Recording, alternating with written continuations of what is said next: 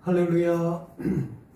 자, 오늘은 창세기 15장 5절 6절 그리고 로마서 1장 16, 17절 말씀을 중심으로 에크르캄 복음의 네 가지 능력이라는 제목으로 함께 은혜를 나누고자 합니다. 지금 세계적인 신학의 흐름이 출애굽기에서 창세기로 전환되어 가고 있음을 볼 수가 있습니다. 이른바 창세기의 재발견인데요. 마르틴 루터가 종교개혁의 깃발을 들었던 해가 1517년입니다. 그리고 이제 508년이 지났는데요. 그러니까 500년이 넘게 세계의 신앙은 마르틴 루터의 그 신앙의 중심은 줄곧 출애굽기였습니다. 출애굽기 신앙은 애굽에서 종살이하던 백성들이 부르심을 받아 가나안 땅으로 옮긴 것. 이게 무슨 의미가 있느냐 하면 영적으로 살펴보았을 때 애굽 땅은 육신의 땅, 그리고 하나님을 모르는 땅, 그런 세상이었는데 가나안 땅은 하나님의 부르심을 받은 땅, 약속의 땅이라고 할 수가 있습니다. 그래서 애굽 땅에서 가나안 땅으로 옮겼다는 것은 영적으로는 육신의 사람으로 살다가 영의 사람으로, 또 땅의 백성으로 살다가 하늘의 백성으로 사는 것을 의미합니다. 이것을 구원 신학이라고 하죠. 자, 그런데 이 구원 신학의 핵심이라 할 수 있는 출애굽기 중심의 신학이 왜 창세기로 바뀌게 되었을까요? 이와 같은 이유는 지금의 생태계의 어떤 급변과 맞물려 있습니다. 그래서 하나님의 창조 질서가 급격하게 바뀌어가고 있는 것을 의미하는 것이죠. 우리가 모두 아는 바와 같이 북극이나 남극의 만년설 빙하가 빠르게 녹고 있습니다. 그래서 세계의 생태계가 급격히 변화되어져 가고 있고 수많은 자연재해가 크고 작은 자연재해들이 일어나고 있습니다. 그러면서 하나님의 창조 질서 보존에 대한 관심이 커지게 되고 하나님의 창조 원리를 깨닫게 하고 재해석하게 하게 되고 재조명하게 되는 그런 하나님의 창조 원리를 이제 다시금 살펴보고자 하는 그러한 신앙의 운동이 오늘날 깊이 있게 진행된다고 하겠습니다. 어찌 보면 그건 당연해요. 왜냐하면 창세기는 성경 66권의 서론이지만 또 성경 전체를 요약하고 있는 그러한 말씀이 바로 창세기이기 때문에 그렇습니다. 창세기는 50장으로 되어 있잖아요. 그래서 1장부터 11장까지가 전편, 그리고 12장부터 50장까지가 후편으로 나뉘어져 있습니다. 자, 전편의 내용은 하나님을 잃어버린 인간의 모습. 그래서 이 전편을 세속사라고 해요. 그 세속사의 클라이막스가 11장의 바벨탑 사건입니다. 바벨탑 속에 인간의 헛된 욕망이 다 들어있잖아요. 하늘에 닿자, 단결해서 용맹해져서 하늘에까지 우리가 이르게 해보자. 그러자 하나님은 어떻게 했나요? 그러한 인간들의 가소로운 것들을 한꺼번에 다 흩어버리시고, 그래서 구원의 역사를 시작하는데 창세기 12장 1절 이제 아브라함을 불러서 후편을 시작하시게 하십니다. 자, 그래서 12장부터 50장까지는 아브라함을 부르심에 대한 구속사가 계속되어짐을 알 수가 있습니다. 구원의 역사가 아브라함과 그 후손들을 부르시면서부터 시작된 것이라 할 수 있는 것이죠. 자, 그래서 창세기 1장에서 11장까지의 세속사는 올라가는 역사, 교만이 또 인간의 욕심이 하늘에까지 올라가 보자. 그러한 인간의 교만함의 역사가 11장까지 펼쳐지게 돼요. 반면에 후편 12장부터 50장까지는 구속사의 그 역사인 후편은 내려감의 역사입니다. 어디까지 내려가느냐? 예수님 십자가에 이르기까지 내려갑니다. 그래서 우리가 예수를 믿고 크리스찬이 된다는 것은 세속사적인 삶을 사는 게 아니고 아브라함을 부르심으로 시작되어지는 겸손의 역사, 구원의 역사, 구속의 역사, 내려감의 역사를 살기 위한 것임을 믿으시기 바랍니다. 창세기 12장 1절 여호와께서 아브라함에게 이르시되 너는 너의 고향과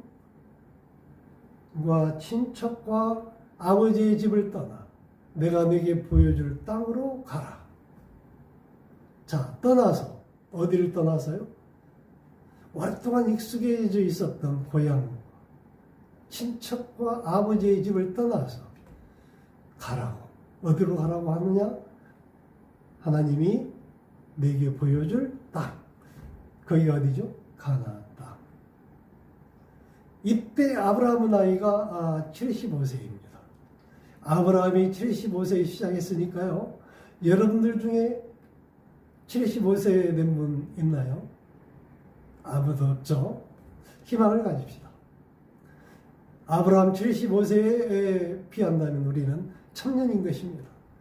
여호수아가 헤브론 저 산지를 나에게 달라고 하나님께 요청했을 때 그때 여호수아 나이가 95세였어요. 갈렙 또한 새로운 사명을 받을 때 그의 나이가 90세였습니다. 지금 아브라함이 75세, 모세는 80세의 부르심을 받았죠.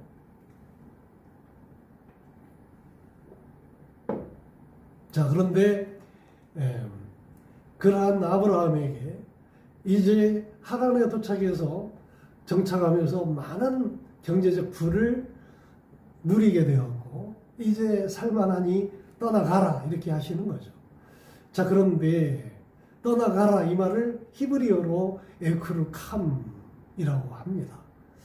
자, 에크루캄 했을 때 아브라함의 신앙이 위대한 것은 그가 나이 75세임에도 불구하고 무조건 순종하고 떠나라 하는 적과 뿌리 흐르는 가나안 땅을 향해 떠나간 그의 믿음인 것입니다. 자, 여기에서 에쿠르캄이라는 히브리어 의미는 결단이라는 의미를 가지고 있어요. 어찌 보면 신앙은 결단의 능력인 줄 믿으시기 바랍니다. 예전에 좋아했던 걸 다 끊어버리고 새로 시작하는 거죠. 그래서 위대한 철학자 중에 한 사람인 파스칼은 그가 그의 팡세라는 유명한 책을 남겼는데 팡세라는 책에서 신앙을 이렇게 비유를 해요. 도박사의 그런 도박의 손과 좀 적절해 보이지 않는 비유이기는 한데 그만큼 결단코 모든 것을 맡겨야 되는 것이다. 그러니까 마치 도박사들이 자신의 손바닥에 있는 그 패에 자신의 모든 돈을 걸고 승부를 걸듯이 믿음이라는 것도 신앙이라는 것도 이승과 저승의 영혼 전체를 걸고 가는 것이다. 이렇게 과격한 표현이지만 그렇게 표현해 주면서 그러면서 신앙은 결단이고 선택이다 라고 말하는데 그러한 결단의 의미가 에크르캄이라고 하는 이 히브리어 안에 담겨져 있습니다. 아브라함의 이야기가 그래서 12장 1절에서부터 이제 22장까지 계속되어지는데 그 중에 아주 중요한 말씀이 오늘 본문의 말씀 창세기 15장 5절 6절 말씀이에요. 자, 오늘 본문의 말씀 주보에 제가 기록해 놓았습니다. 자, 뭐라고 되어 있나요? 다 함께 읽어보겠습니다.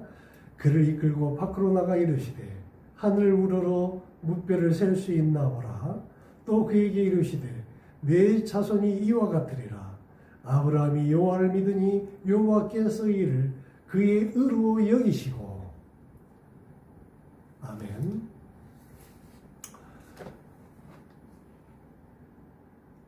성경의 모든 말씀은 다 귀한 말씀이지만 그 중에서 핵심이 되는 말씀이 오늘 본문의 말씀 창세기 15장 5절 6절 말씀이에요.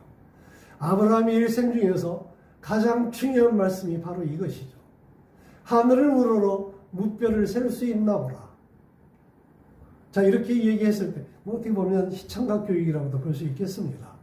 직접 아브라함을 데리고 나가서 하늘에 떠 있는 수많은 별을 보면서, 그때 그 당시 아브라함의 나이가 80세였어요.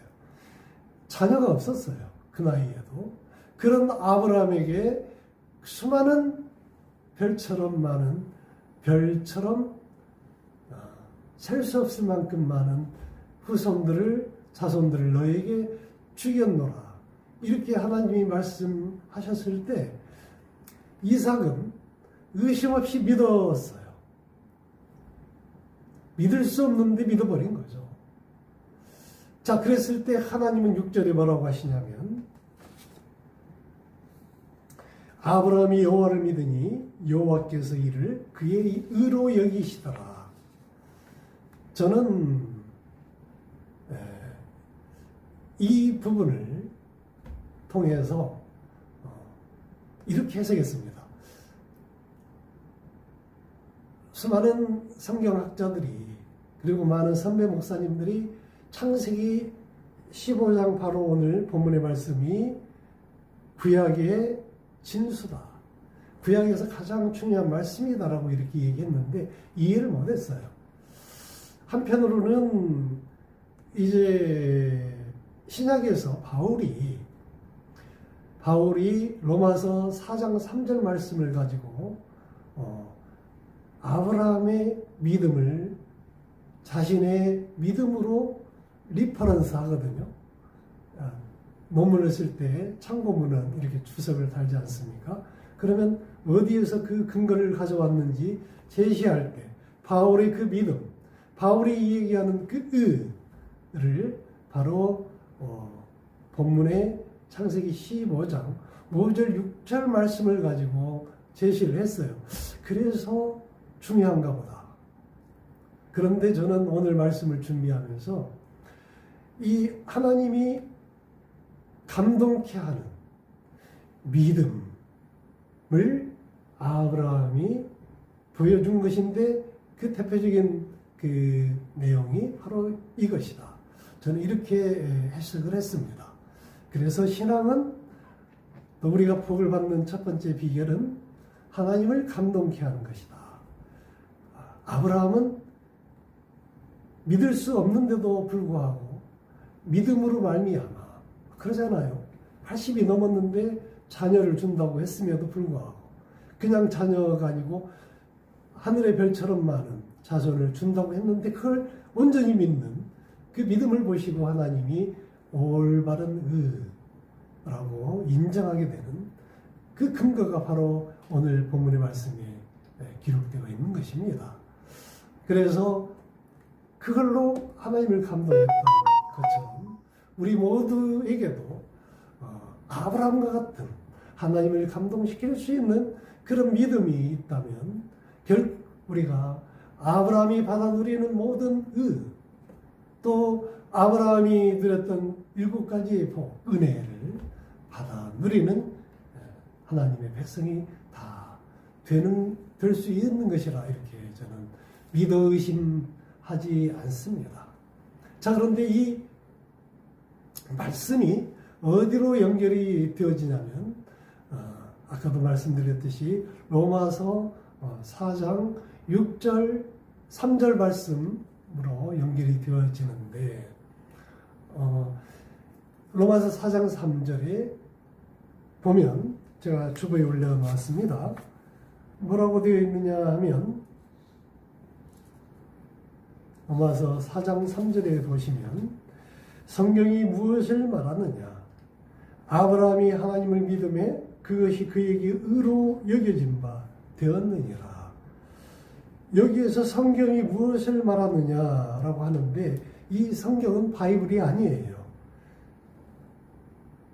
그 영어 NIV 성경을 보면 스크립처라고 되어 있어요. 그러니까 성서. 그러니까 구체적으로는 바로 창세기 15장 5절 6절 말씀을 말하는 거죠. 그 말씀이 바로 그 뒤에 있어요. 아브라함이 하나님을 믿음에 그것이 그에게 의로 여겨졌느니라. 자, 했던 그 말씀을 오늘 로마서 4장 3절은 우리에게 역사에 주고 있습니다. 로마서는 그래서 영적인 파워가 큰 것임을 볼 수가 있어요. 무궁무진한 영적 파워가 넘치는 성경이 바로 로마서인데, 자, 이 로마서가 16장으로 되어 있습니다. 이 16장을 전체를 읽는 데 걸리는 시간은 대략 30분에서 40분 정도 되어집니다. 자, 그런데 이 로마서를 읽고 나서 은혜를 받은 많은 사람들이 있어요.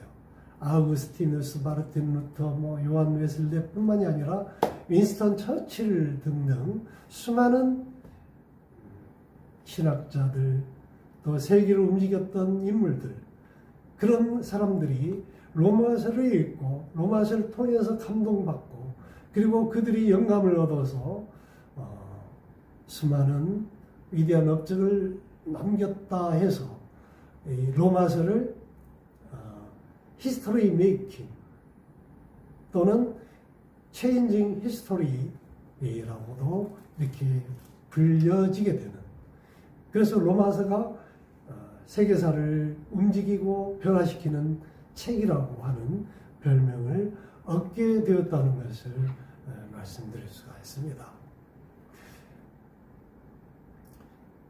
수많은 그러한 기적과 이적을 또 세계사를 좌우하는데 그러한 파워를 발휘했던 로마서의 그 놀라운 역사가 여러분에게도, 저와 여러분에게도 일어날 수 있기를 주님의 이름으로 축원하고 축원합니다.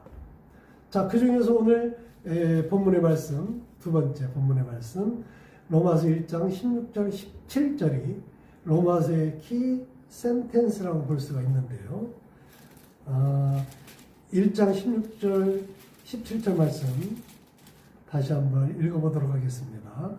내가 복음을 부끄러워하지 아니하노니 이 복음은 모든 믿는 자에게 구원을 주시는 하나님의 능력이 됩니다. 먼저는 유대인에게요, 그리고 헬라인에게로다. 복음에는 하나님의 의가 나타나서 믿음으로 믿음에 이르게 하나니 기록된 바 오직 의인은 믿음으로 말미암아 살리라 함과 같으니라. 아멘.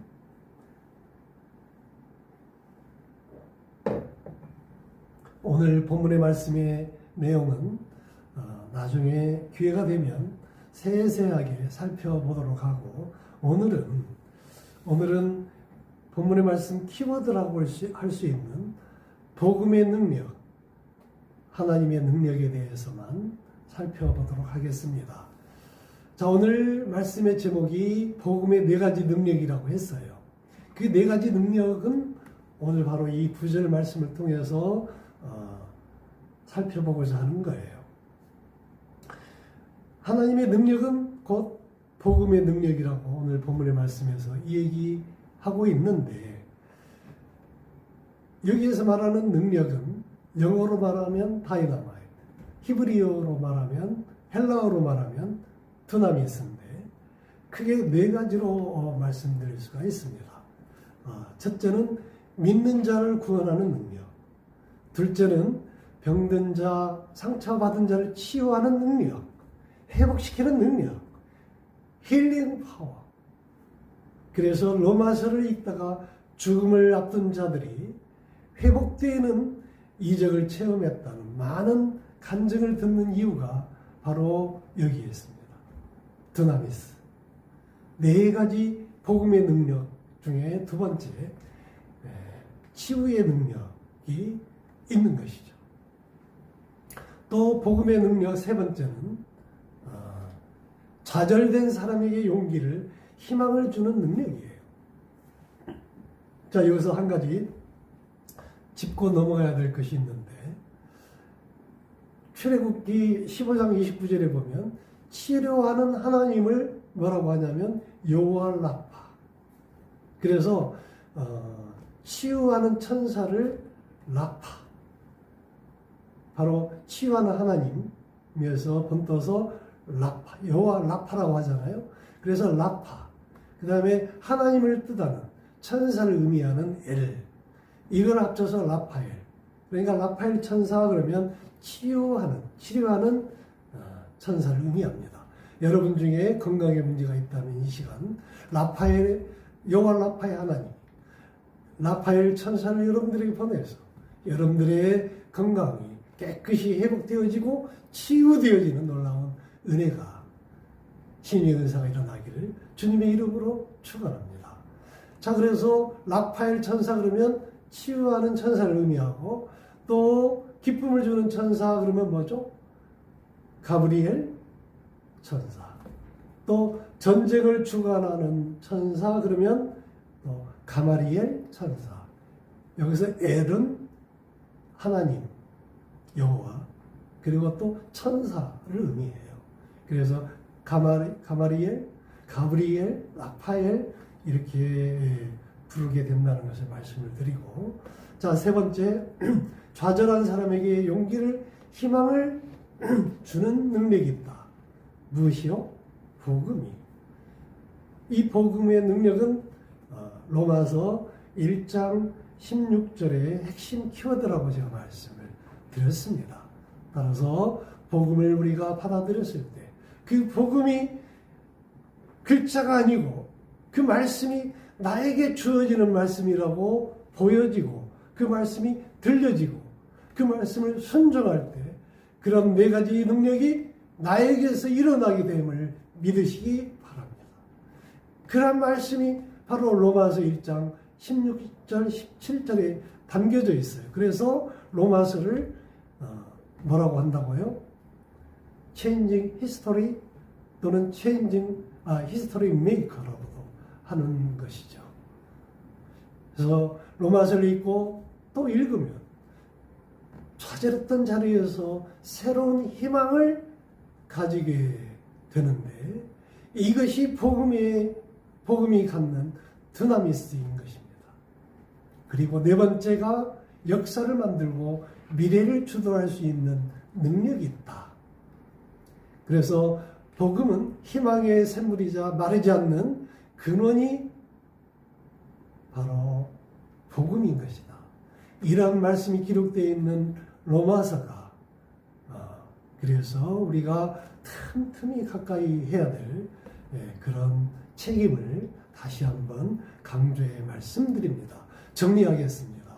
오늘날 우리가 사는 세계는 생태계가 급변하면서 하나님의 창조의 질서가 크게 위협을 받고 있습니다. 그래서 출애굽기 중심의 신앙관이 창세기 중심의 세속사, 또 구속사로 다시금 전환되고 있다라고 말씀을 드릴 수가 있고, 그래서 창세기 12장부터 시작되는 아브라함을 부르심으로 시작되어지는 구속사에 대한 말씀을 우리가 보다 깊이 묵상을 해야 되는데, 구속사에서 중요한 것은 로마서 1장 16절, 17절 말씀에서 우리에게 들려주시는 하나님의 능력과 하나님의 의라고 할 수 있는 이 능력이 결국 복음으로 말미암아 우리가 구원을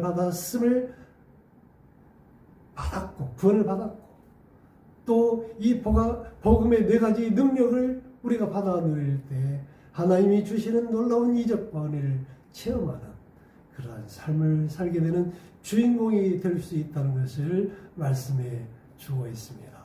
이 네 가지는 곧 뭐라고요? 치유와 회복과 힐링과 구원과 희망과 용기를 새로이 우리에게 넘겨주는 그런 은혜인 줄을 믿으시기 바랍니다. 복음의 네 가지 능력이 우리 모두에게 항상 임할 수 있도록 에크르캄, 떠나라, 떠나가라 하는 그의 주의 말씀을 우리가 붙잡고, 그 떠나가라고 하는 그 말씀을 우리가 붙잡고, 우리를 붙잡고 있는 모든 죄에서 떠나고, 우리를 붙잡고 있는 모든 쓴뿌리를 다 벗어내고, 마침내 애굽 땅에서 벗어나서 축복의 땅, 그리고 순종의 땅, 그리고 믿음의 땅, 약속의 땅, 가나안 땅으로 기꺼이 순종하며 나아가는 우리 모두가 되어지시기를 예수님 이름으로 축복합니다. 기도하시겠습니다.